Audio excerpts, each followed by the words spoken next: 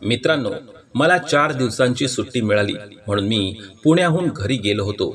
घरी गेल्यावर पाहिलं तर रतिका मावशी पण आली होती. घरात सगळ्यांची भेट झाली, गप्पा टप्पा झाल्या आणि मग आम्ही शेतात कामाला निघालो. संध्याकाळ झाली तसं सगळ्यांनी जेवण उरकून घेतलं. शेतात दिव्यांचा मंद प्रकाशात घरातला गोड आवाज घुमत होता. जेवण झाल्यावर मी शेतातल्या छोट्या खोलीत झोपायला गेलो. खोलीत एक बाजूला टेबल, शेतातील साधनं आणि कोपऱ्यात धान्याच्या पोत्यांचा ढीग होता.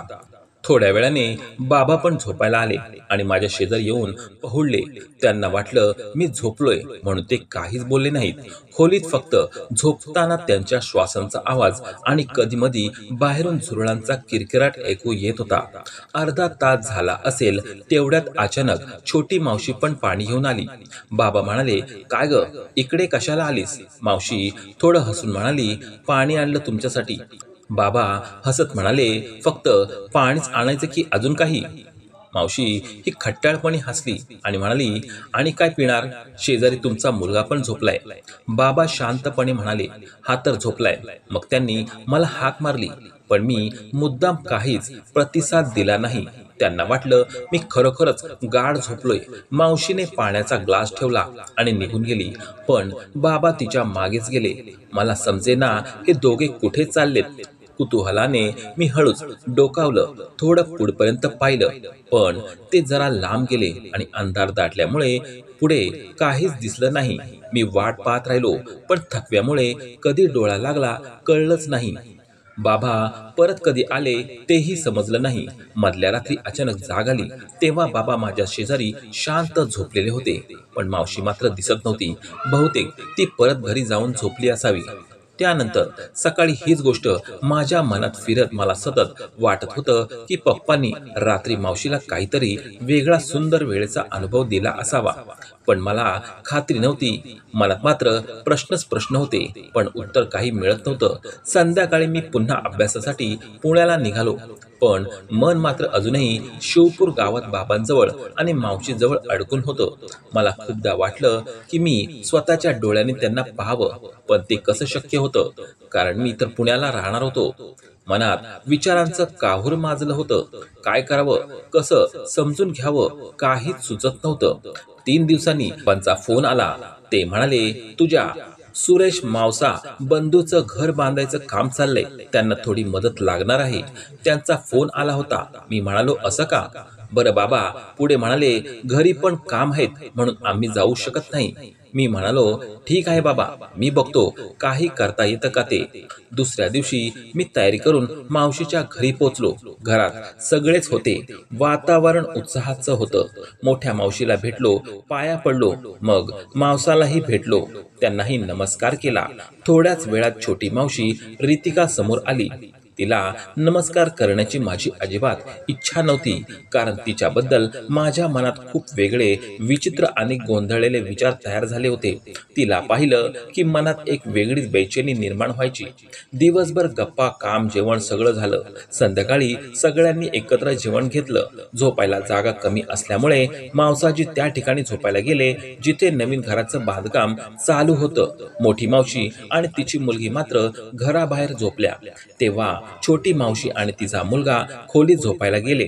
मी अजून बाहेरच होतो. मग मावशीने माझ्याकडे पाहून हलक्या आवाजात म्हणाली, इथे 2 बेड आहेत, तू पण इथे झोप. क्षणभर मी थोडा अडखळलो पण नंतर शांतपणे म्हणालो, ठीक आहे. मनातून मात्र वेगळाच आनंद झाला. लगेचच मी खोलीत गेलो. उन्हाळ्याचे दिवस होते म्हणून आरामात आडवा पडलो. थोड्या वेळाने पाहिलं तर तिच्या व्यक्तिमत्वाचा अर्धा भागही दिसत होता. माझी भावना दाटून येऊ लागली पण मनात भीती होती. काही वेळाने मला समजलं की आज तिने आतलं कवर घातलं नाही. मला मावशीवर थोडी शंका वाटली. त्याच्यानंतर मी झोपून गेलो. सकाळ झाली आणि सगळेजण नाश्ता करत होते. तेव्हाच माझी नजर रितिका मावशीवर गेली. ती नुकतीच आंघोळ करून बाहेर आली होती.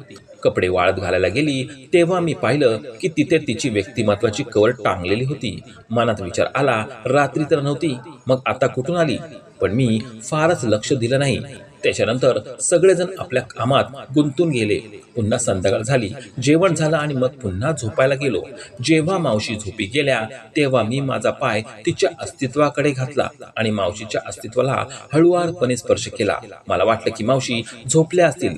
मग मी तिला जोरात मिठी मारली आणि मावशीने हळुवारपणे आहा असा आवाज काढला. त्यानंतर मी घाबरलो. मी माझे पाय बेडवर ठेवले, पण मावशी आधीच प्रभावी झाली होती. कारण माझे काका तिचा एकटेपणा दूर करत नव्हते. कारण काका आता वयस्कर झाले होते, पण मावशी अजूनही तरुण होती. थोडा वेळ गेला. मावशीला वाटलं की मी जरा शांत झालोय आणि आता काहीच विचित्र विचार करणार नाही. मग तीच म्हणाली, बेटा इकडे ये, जरा बोलायचं होतं. मी तिच्या जवळ गेलो. मग आम्ही इकडल्या तिकडल्या गप्पा मारायला लागलो. नोकरी, घर, गावच्या आठवणी अशा साध्या गोष्टींवर बोलणं सुरू झालं. मावशीचा हात माझ्या अस्तित्वाच्या अगदी जवळ होता. मी काहीच करत नव्हतो. तेवढ्यात मावशीचा हात माझ्या भावनेवर आदळला आणि तिने हळुवारपणे स्पर्श करायला सुरुवात केली. इतक्यात माझी भावना दाटून आली. मला अजूनही भीती वाटत होती, म्हणून मी मागे हटू लागलो. पण मावशीने माझ्या भावनेला धरले आणि म्हणाली, प्रशांत बेटा, मी सांगते ते तू ऐकशील का? यावर मी म्हणालो, बोल ना मावशी, मी नक्कीच मान्य करेल. तर ती म्हणाली, बेटा तू माझा एकटेपणा दूर कर बेटा. तुझ्या मावशीला पूर्ण सुंदर वेळाचा अनुभव दे. तुझी भावना खूप मोठी आहे. तूच मला सुंदर वेळेचा अनुभव देऊ शकशील. मग मावशी माझ्या भावनेशी सुंदर वेळ घालू लागली. मी दूर जाण्याचा प्रयत्न केला तेव्हा मावशीने मला पापी करू लागल्या. मला ते खूप आवडत होतं. मग मी पण तिच्या अस्तित्वाची सुंदर वेळ घालू लागलो होतो. ती पण आवाज करू लागली होती. मग मी मावशीला विचारले, मावशी तुम्ही मला सांगा, माझी भावना तुम्ही कधी पाहिली? तुम्ही म्हणता की छान आहे.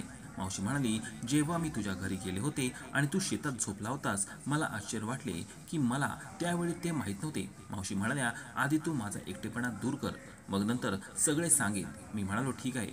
मग मी मावशीच्या अस्तित्वाशी सुंदर वेळ घालवायला सुरुवात केली. आता मी मावशीचे अस्तित्व मोकळे केले. तर मावशी म्हणाल्या, बेटा एका माणसाशिवाय कोणीही त्यांना बराच काळ सुंदर वेळ दिला नाही. माझा नवरा संधी मिळेल तेव्हा फक्त अनुभव करतात, कारण त्यांच्याकडे तेवढा वेळ नाही. मी म्हणालो, कोणता माणूस सोडून? मावशी म्हणाली, तुझे वडील. मला आश्चर्य वाटले नाही, कारण मला आधी शंका होत्या. तर मी म्हणालो, मला सांग, तुला पप्पांनी कसा सुंदर वेळेचा अनुभव दिला? मावशी म्हणाली, मी तुला नंतर सांगेल. मग मी मावशीला पूर्ण मोकळे केले. मावशी म्हणाली, बेटा लवकर कर. तर मी म्हणालो, अरे मावशी, तुम्ही घाई का करता? आपल्याकडे संपूर्ण रात्र आहे. मग मी मावशीच्या जीवनात भावना टाकल्या आणि सुंदर वेळ द्यायला सुरुवात केली. मी माझ्या धाकट्या मावशीला सुंदर वेळ देण्यात मग्न होतो. जेव्हा माझ्या रंगाची पिचकारी निघणार होती तेव्हा मी स्वतःला थांबू शकलो नाही आणि मी माझा सर्व रंग मावशीच्या जीवनातच सोडला. मावशी म्हणाल्या, प्रशांत तू खूप चांगला अनुभव दिलास. तू माझा एकटेपणा एकाच चटक्यात घालवलास. मग मावशीला माहीत नव्हते की हा माझा पहिलाच अनुभव आहे. त्यानंतर मी म्हणालो, आधी मला सांग, बाबा आणि तू कधी सुंदर वेळ घालवलास आणि तू माझी भावना पाहिलीस. त्यानंतर मी तुला अजून सुंदर वेळेचा अनुभव देतो. मावशी म्हणाली, मी तुझ्या घरी गेले तेव्हा तू शेतात झोपला होतास. मी तुझी भावना मोकळी करून पाहिली. मी म्हणालो, मी आणि बाबा झोपलो होतो. तेव्हा मावशी म्हणाली, हो. मी म्हणाले, मला कळले नाही. मावशी म्हणाली, मी पाणी आणले होते. मग मी तुझ्या वडिलांसोबत तिथून दूर शेतात निघून गेले, सुंदर वेळ घालवण्यासाठी गेले. मी म्हणालो, म्हणजे तू त्या दिवशी पप्पासोबत सुंदर वेळ घालवला होतास? ते मला माहीत आहे. मावशी म्हणाली, तुला काय माहीत आहे? मी म्हणालो, तू आलीस तेव्हा मी जागा होतो. मावशी म्हणाली, ठीक आहे. मी म्हणालो, जर मला माहीत असतं तर मी त्या दिवशी तुला सुंदर वेळेचा अनुभव दिला असता. मावशी म्हणाली, तुझ्या वडिलांनी मला सुंदर वेळ दिल्यानंतर माझा एकटेपणा दूर झाला नाही, कारण तुझे वडीलही म्हातारे होत चालले आहेत.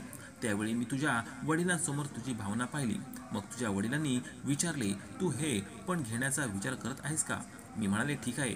मावशी म्हणाली, म्हणून मी तुझ्या वडिलांना तुझ्याकडून सुंदर वेळ अनुभवण्याची इच्छा सांगितली.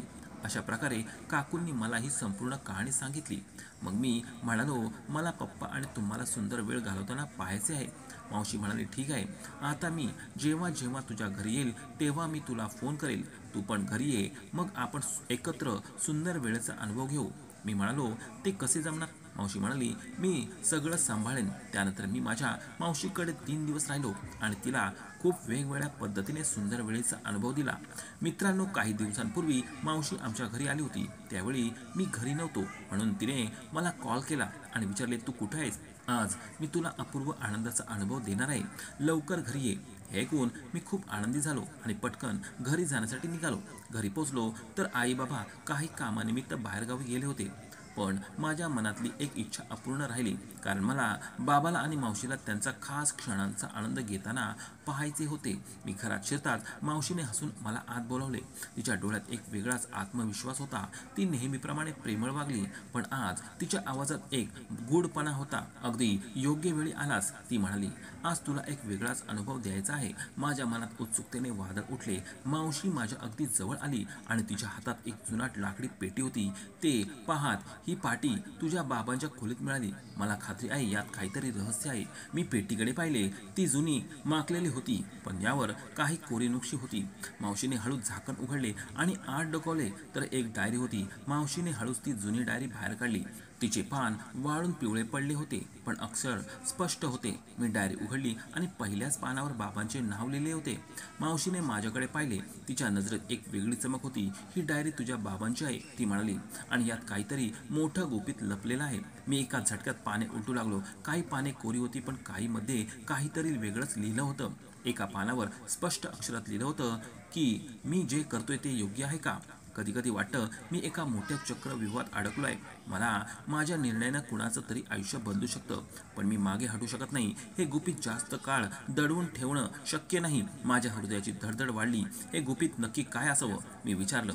मावशी थोडी गोंधळली, पण नंतर म्हणाली, तुझ्या बाबांना कदाचित काहीतरी मोठं लपवायचं होतं आणि त्याचा संबंध आपल्या कुटुंबाशी असू शकतो.